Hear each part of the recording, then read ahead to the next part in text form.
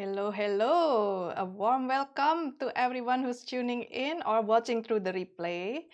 It is great that you make time in your busy schedule to tune in to this topic.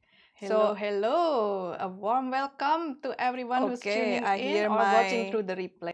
I will silence that part so that I'm fully focused on you. So, if you maybe notice, hello, hello. A warm welcome to everyone. Another one. So if you have been like maybe the whole day sitting in your head thinking about hard things and troubleshooting, analyzing a difficult problem, I invite you just for a moment to come into your body, really land there and feel your feet. They're touching the floor, feel the weight of your feet or your leg or your body on the floor. If you're sitting, feel also maybe the bum and then your back like resting on the chair. Take a moment. This is like your pit stop moment for the day. And today we will be talking about this topic, building stronger and healthier teams. My name is Irene Anggreeni. I'm a mental fitness and leadership coach. And I'll share with you practical strategies actually, and also actionable steps to actually build stronger and healthier teams, wherever that may be, at work, at home, in your community, in your volunteering group. And by the end of the workshop, you will have a kind of a personal action plan that fits you, that fits your situation, your context, and I will offer some resources as well to support you further in implementing that. So before we dive into the topic, I'd like you to check in with yourself. Which feels closest to your experience in your teams so far? Is it more like this, like, yay, like, do you feel good about yourself? You feel accomplished, fulfilled, appreciated, and celebrated? Or maybe it feels more like, ah, a lot of frustration, unfulfilled, and you feel like your potential is not being used. And just acknowledge, because I bet like if you're feeling like the one at the bottom, you really want to create positive influence in your team. So that's what you will get in this session. You will get some tools, also some understanding, also how to start from yourself and let that ripple out to your team. And even if you are already like doing great in your team, like you feel it's a wonderful team, it is, see that it is also something that you need to nurture, that you need to maintain, and you need to keep the momentum, that it stays a positive, high-performing, and happy team. So a little bit housekeeping. So this is streamed live.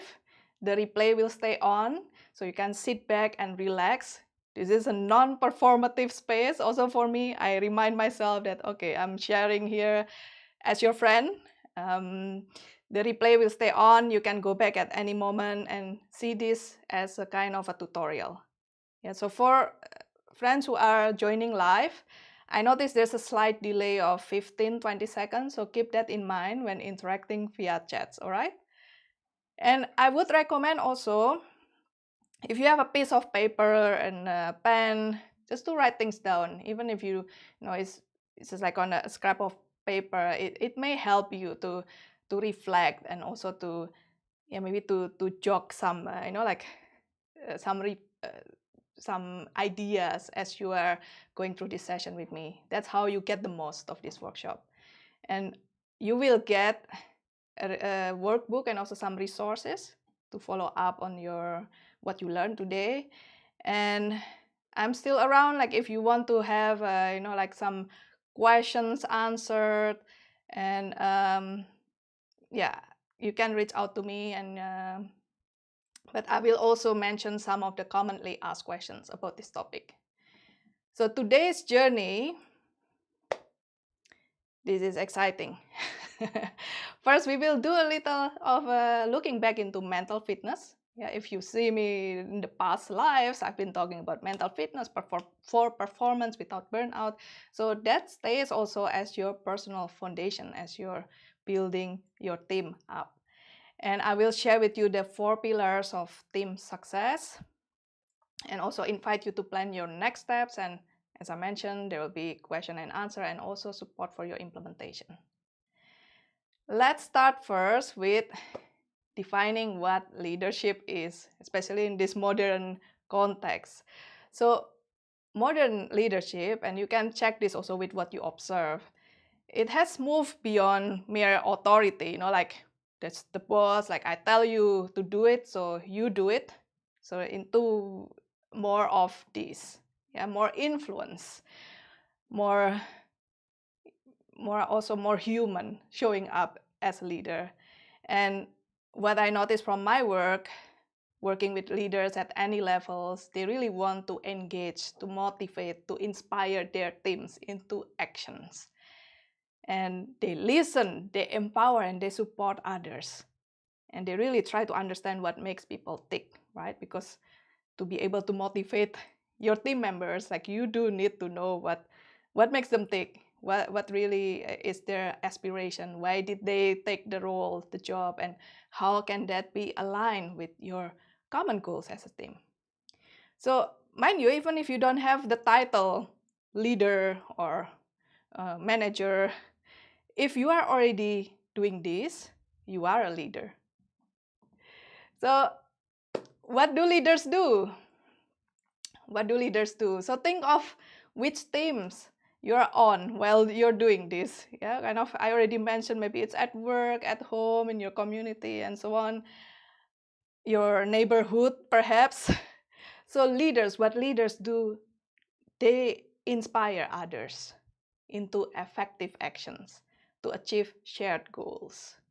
And this is a definition, a working definition that is also used in the context of mental fitness from positive intelligence.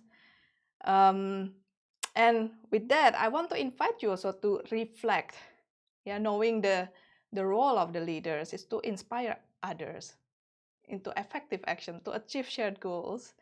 So reflect, what is currently your biggest challenge as a leader? It can be external, it can be internal, and if it's external, it could be, okay, something bad that happened. There are uncertainty in the market, or maybe reorganization in your company, or maybe it's in the form of a difficult team members joining, or perhaps the team leader that is a bit difficult, or management that doesn't seem to know what's going on. It can also be internal challenge. For instance, like you sense a lot of judgment to each other in your team, including to yourself. Yeah, self-judgment, I think a lot of us are familiar with it. Or perhaps you notice there are bottled up conflicts, unresolved conflicts that has turned into resentment, tension, and frustration that makes everyone in the team a bit on edge. And there's distrust, and there's, of course, with all those, there's also low motivation. So just take a note, jot down on your piece of paper what is currently your biggest challenge.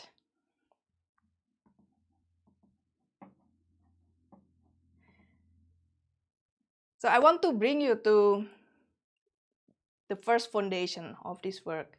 Yeah, we don't just build a strong, healthy team overnight, but there needs to be some foundation, layered foundation. And the first one, it starts from within. Your personal foundation is mental fitness. Yeah, so if you wonder what is mental fitness, because I'm quite sure you're familiar already with physical fitness. Yeah, you probably go to the gym or you do some exercise yourself. So imagine what can you do when you're physically fit. Yeah, so with mental fitness, it's defined from positive intelligence is your capacity to respond to life's challenges don't we have a lot of those with a positive rather than negative mindset? And this is based on groundbreaking research in positive intelligence. And we already know usually like how to measure our physical fitness, how to improve it. And with this research from positive intelligence, we now also have the framework how to assess and also methodically strengthen our mental muscles. And it's very much the foundation of sustainable leadership. Yeah, think of this is where it all starts. Because concretely, your level of mental fitness, it defines how you react to stress in the moment, for instance, or how you deal with difficult people, yeah, be it your team members or your boss or your clients or whatever, or how you talk to yourself when things go wrong, when things don't go your way, and also how you take care of yourself in this long game of life. And at the same time, this is what's sabotaging our mental fitness. Yeah, because all of us, without exception, we have saboteur patterns that make our performance, our well-being, our relationships suffer. And how do you know this? Maybe you ask me right now, like, how dare you like accuse me? I don't have saboteurs, but we all do, okay? Because consider this, like as you go about your day-to-day, yeah, it's not always positive. You're not always like having a rosy pair of glasses, everything is nice and yeah, and wonderful and positive. Every now and then you must feel some negative emotions, right? And what more often than not, quite a few of us are stewing in that negative emotions longer than necessary. So when we are stewing in that negative emotions, that's a sign that there's some saboteur patterns active. And this, I showed you this quite a dramatic picture of a hand on the hot stove. So like pain, negative emotions, they are only useful for a split second, 1 second, as an alert. Like, hey, something is going on here, like you need to pay attention now. So saboteurs patterns, our saboteur patterns hijack us by keeping our hand on the hot stove. Yes, like that's why we are stewing in our anger or in our frustration or in our sadness, disappointment, and so on, blocking us from actually constructively finding a way to move forward. So to make it even more concrete, like what are these saboteur patterns? You know, like it all sounds so fake. So these are some examples of the saboteur patterns. So I'll just call them out, okay? There's the avoider, the controller, the hyperachiever, the hyper-rational, hypervigilance, the judge, the pleaser, the restless, the stickler, and the victim. And this is also based on research from positive intelligence. Unfortunately, I didn't just make them up. That would be awesome if I did.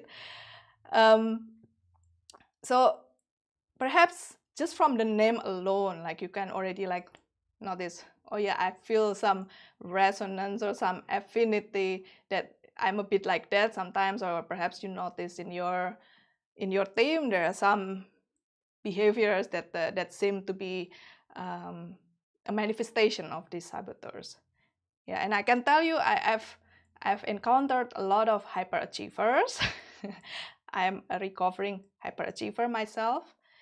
Yeah, so just to give you an example here, hyperachiever is really relying on achieving, like to actually get some sense of self-validation.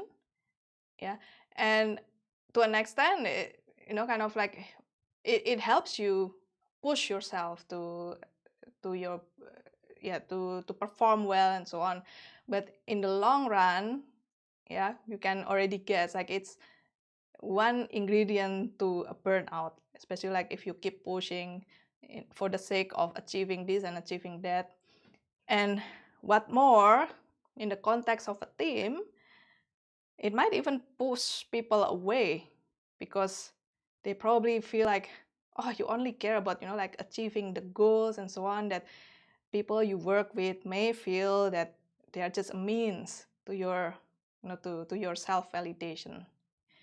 That's one example. And of course, we all have the judge. That's quite the universal saboteur. We are always perhaps judging ourselves very harshly.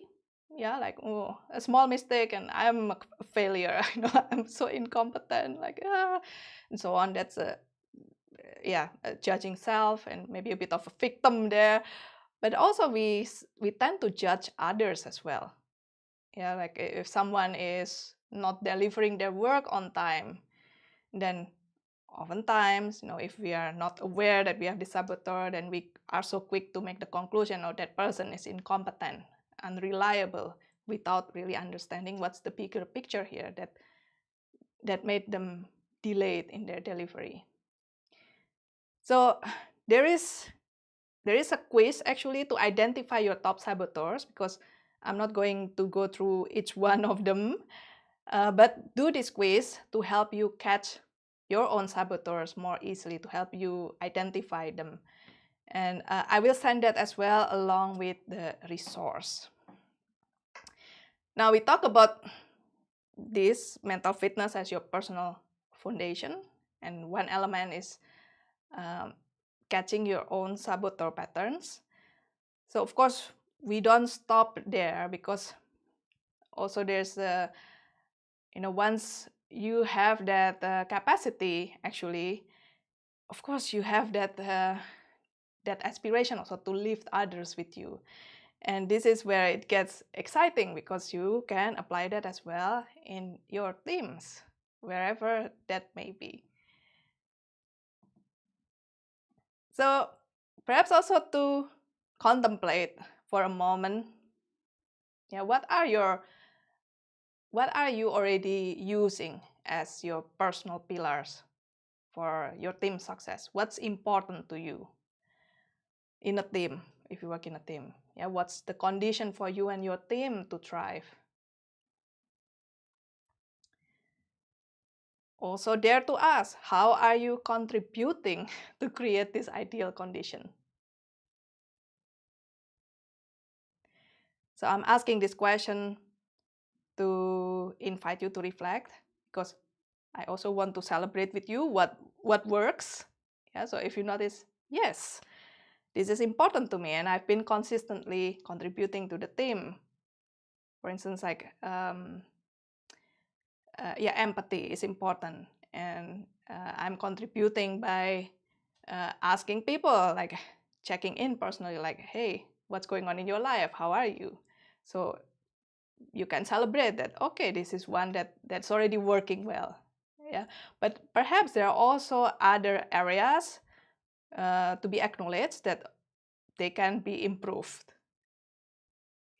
So with your personal pillars, keep them, but also consider that these coming 4 pillars that I will mention, that perhaps it can also be used to strengthen your existing pillars.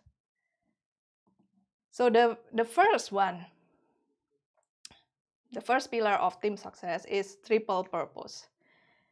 And this means that you, as a leader of the team or as a team member, you can connect the dots about the positive impact of your work on others. We serve others first, but also on each other, your team mates, and yourself as well. Those are the 3 in triple. Others, each other, and yourself. And of course, we are all humans. There are things that can block us from doing this, right? What gets in the way often, again, if we talk about saboteurs, so the hyperachiever, for instance, can be, because it's the focus is too much on that self-validation, so it may erode the common purpose of the team. Or it could be also, if another saboteur here, let's say the stickler, which often manifests as the perfectionists in the team. Yeah, if you ask them to share with you their work in progress, like it's really tough because they want everything to be done perfectly before they show it to anyone.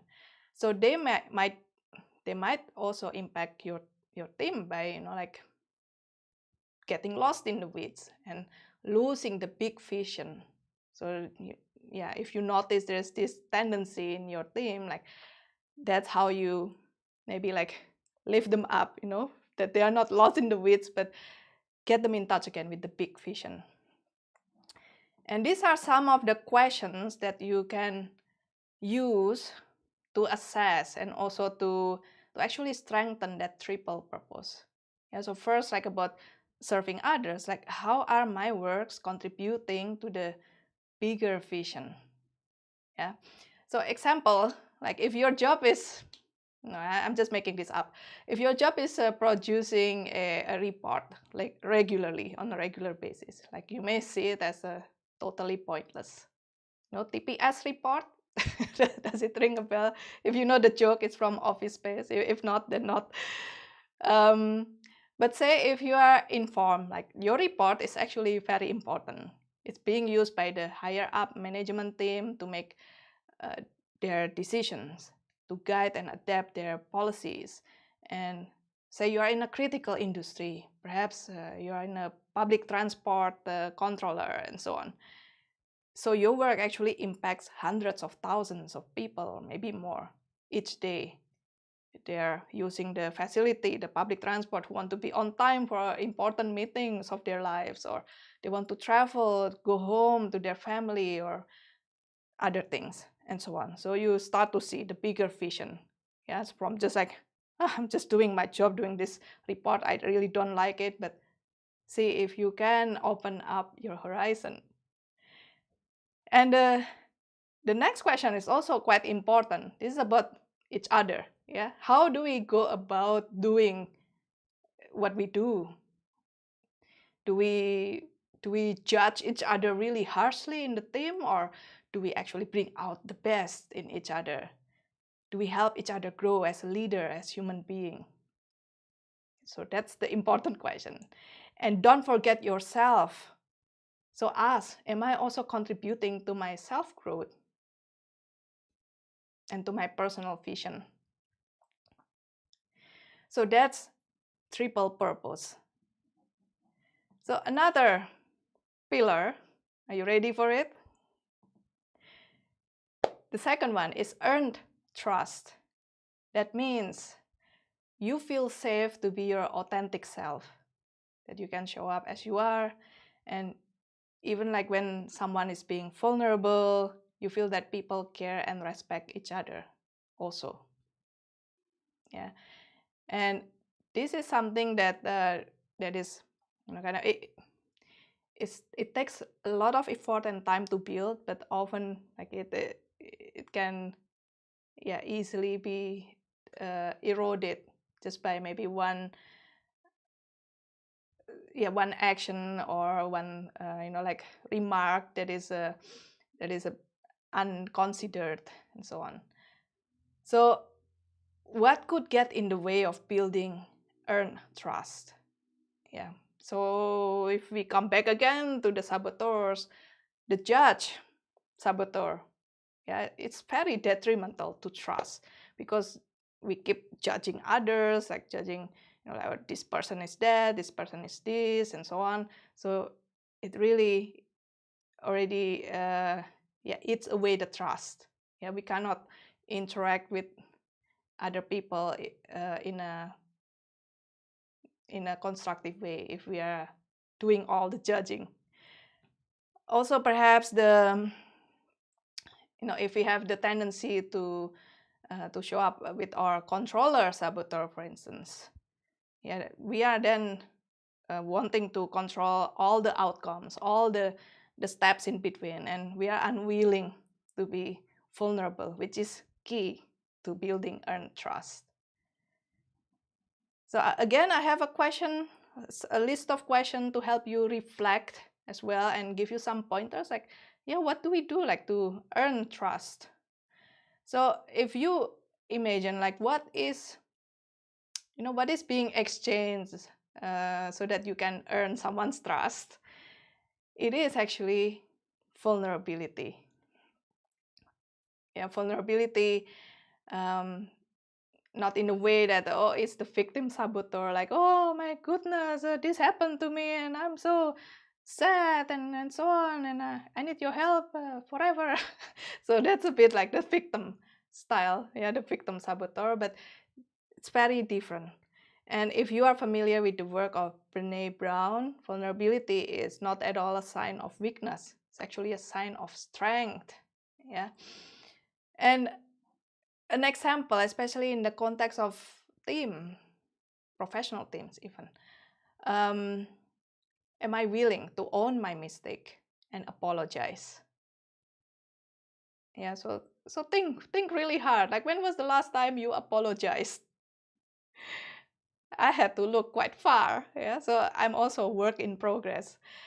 Um, and if you feel that, oh no, I will never admit my mistake and apologize, what would my teammate think of me? They will think of me as incompetent leader or incompetent team member. Exactly the opposite. Because when you are strong enough to actually own your mistake and apologize, that really communicates. What does it communicate? That, hey, I'm an imperfect human being and I'm okay with it. I still love myself, and I trust you enough to show myself as I am. Yeah, and also acknowledge everyone else is also imperfect human being. Yeah, and if you are doing this, like, you lead by example, showing that vulnerability, that can be a really strong inspiration for everyone in your team.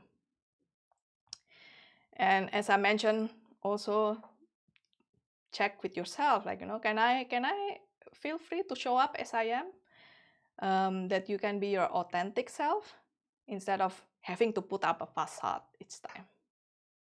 Okay, so that's earn trust. Yeah, after the triple purpose, earn trust, and then the next layer,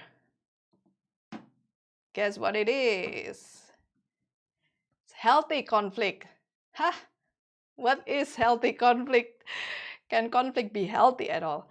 Well, yes. The healthy conflict is where you feel free to challenge others' ideas and also conduct, like behaviors that you see is not, no, it's not according to our values, kind of, and I disagree with what you did or something like that. And this is important also, that you can have direct conversation with the person instead of talking behind their back. Yeah. So I see that happening, and sometimes I also am guilty to be part of it. But again, I'm also work in progress. But these are some pointers, like, what are we looking for, like, to really build this skill of healthy conflict. And of course, the saboteur patterns can get in your way again, yeah, because let's take the different example. Say, like, you have the avoider saboteur, like, you always,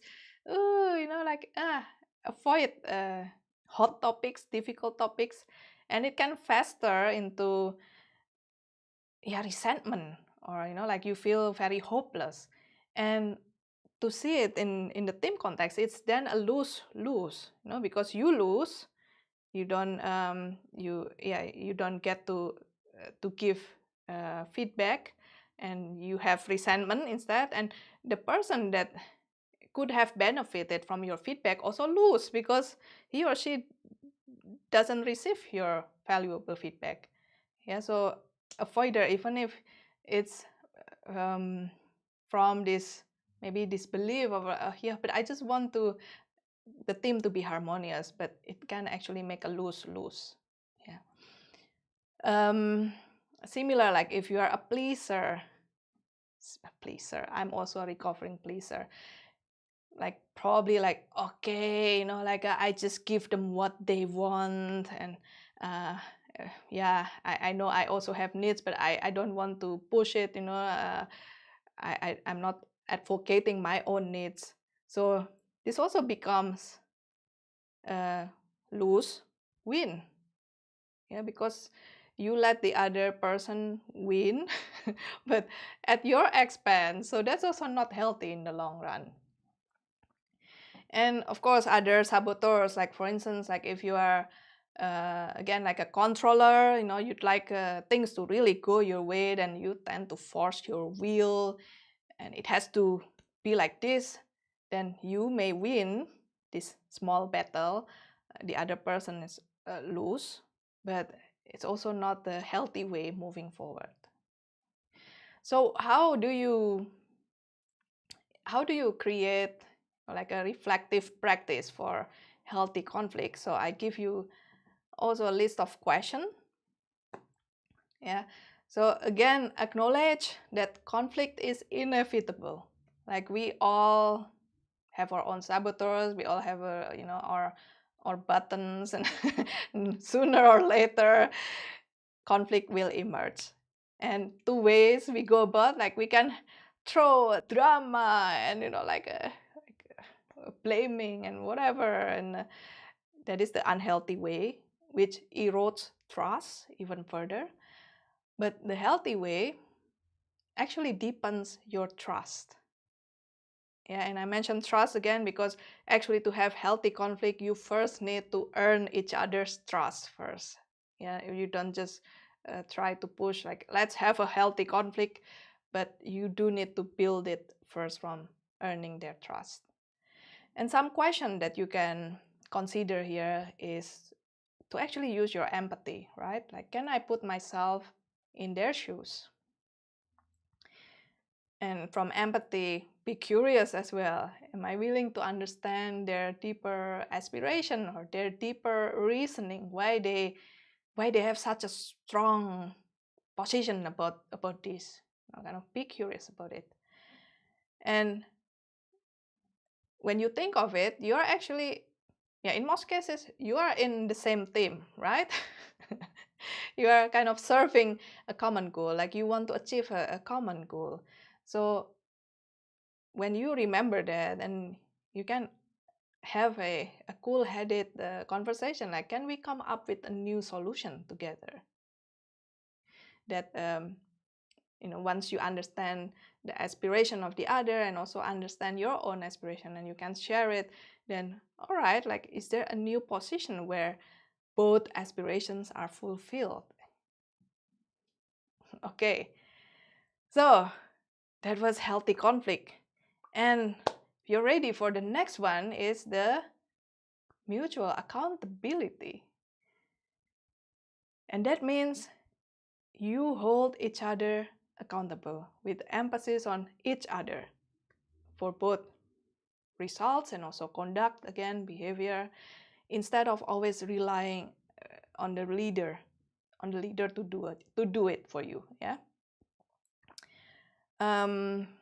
Of course, the traditional way, yeah, like, oh, our team fails to achieve this result, and it's because this person is not doing his or her job.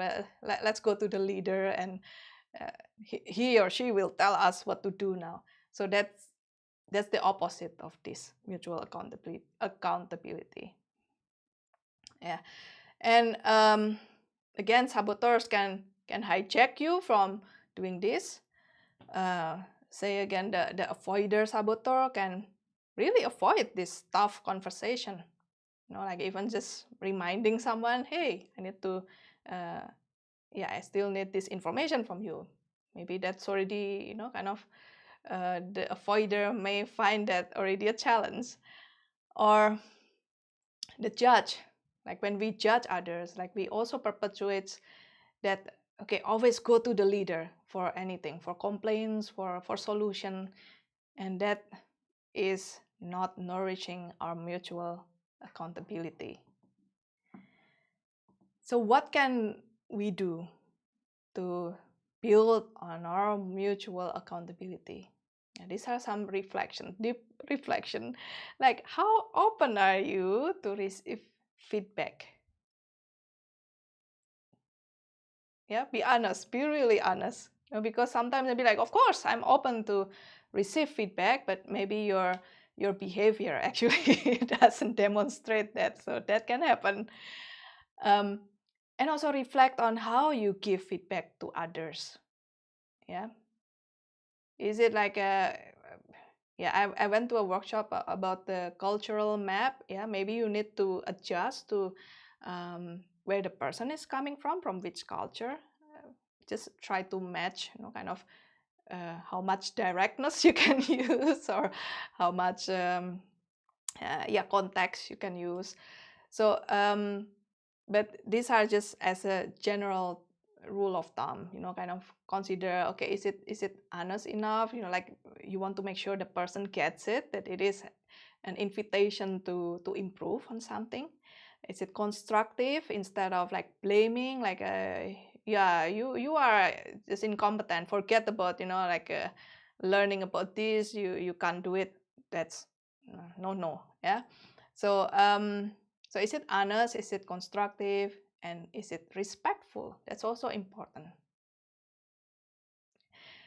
And see it this way, like if you're holding someone accountable, you're holding each other accountable, you're actually giving each other gifts.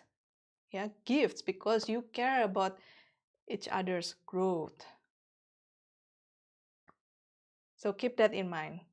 Instead of shaming or punishing or scolding, or like, or talking behind the back, this is how you show you care. Like, really, uh, sometimes it feels like you have to really step up, be courageous um, to give feedback and also to receive feedback in a civilized way. All right. um, your action plan. So we are coming to a closure of this session. So which pillar gets you most excited to discover more and implement in your team? Yeah, and a hint here, choose, if you feel like all of them, choose one. And hint here is that each pillar is built on the previous ones. Yeah, so if you notice like all of them, then start from the lowest one. Maybe even start from your personal foundation, from your own mental fitness. And if, okay, that already feels like I feel I'm mentally fit enough, then consider, all right, like triple purpose. Yeah, because this builds on the previous ones, like a pyramid. And if you catch on the replay, welcome to share that in the chat also, or DM me if it's very personal. I'm curious. I'm just nosy like that, yeah. But also that perhaps I could give you a specific resource on that particular pillar that you want to strengthen. So to support you in the implementation, so question and answer, I hear some questions, familiar questions. Yeah. One is like, how do I know if I'm mentally fit as a leader? So there is actually a whole research to this, and you are mentally fit like when the ratio of how often your mind is serving you versus sabotaging you is at least 3-1. Yeah, so the research is from Positive Intelligence again, and they have this so-called PQ score, positive quotient. And if you score 75% or above, then you are in that uplifted vortex of positivity. And that means your mind is more often in that positive emotion, and it serves you much, much better rather than sabotaging you and dwelling in the negative emotions. Another question,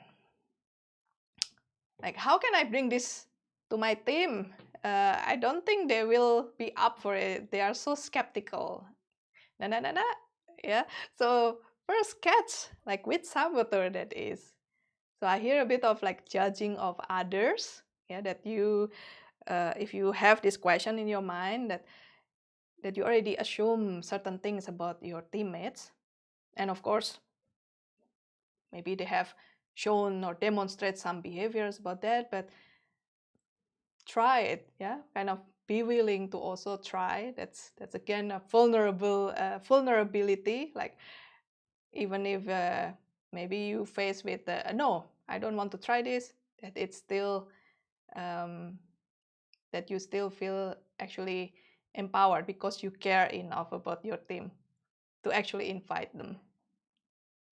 And practically, you could also frame it by creating a context and link it to your common goals as a team. Yeah. So a context here, for instance, like, yeah, say in your team, like, hey, we've been missing deadlines because, yeah, some communications are not going, and you know, and then you can link that, like, I would really love to try, yeah, to improve the communication and start with creating accountability with the team members. What do you think, or what do you feel about that? Would you like to support me? Something like that. Yeah. And again here, like you always hear the adage, lead by example. Yeah, and that's also what you need to do as a leader. Be that example. Take the first step. Leaders go first, usually. And another question.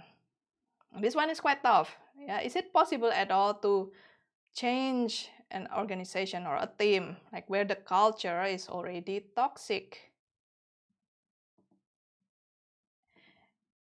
And of course, there is no guarantee, but in general, I'm quite optimistic about this, right? The answer is yes. And and that also requires that the momentum keeps going with the support of the leaders. And that depends on how invested and how willing the leaders are to also commit to the practice. Yeah, so the leaders also need to be hands-on. Maybe you are the leaders, that you also need to go first, to do the practice, be the example for your people. And even if you are not, yeah, you are not like the decision makers or the top leaders, there are ways also to, yeah, especially in an organization, maybe you could find your allies and create subcultures, subcultures, community of practice. Like this is like how we can yeah, practice together, like to be a better team leaders or better team members. And remember, with every change, positive change, it's always, yeah, it's always like a small portion, very small, 20%. Like it's about knowing, about having the insights and so on. But 80% is about doing it, building your muscles. Yeah, that it's becoming like a more of a habit, and in this case, a team habit. Yeah, and it doesn't get built overnight, so that also something that needs consistency, and the key is someone needs to start, and that person can be you. Okay, so with that, I want to thank you for joining me and tuning in on this topic. And of course, this doesn't stop here, because yeah, you just learn something, and I'm passionate also about you getting the most out of this. Yeah, it's not just like, okay, coming from left ear, coming through the right ear. So I'll be sharing some resources as well, and if you registered already, you'll get it by email. And one of these resources is a call with me. Yeah, one-on-one call, no obligation, no strings attached, to help you implement what you learned today. And I'll include the link to book a call in the email as well. And if you want to work on your foundation, like your personal mental fitness, and start building up your team, one scientific and research-backed way of doing it is the PQ program, the Positive Intelligence program. So I've done it myself. It's really life-changing, and now that I'm a coach also in this positive intelligence, I can tell you more about it. And in your discovery call, you'll have the opportunity as well to ask questions to decide if this is for you.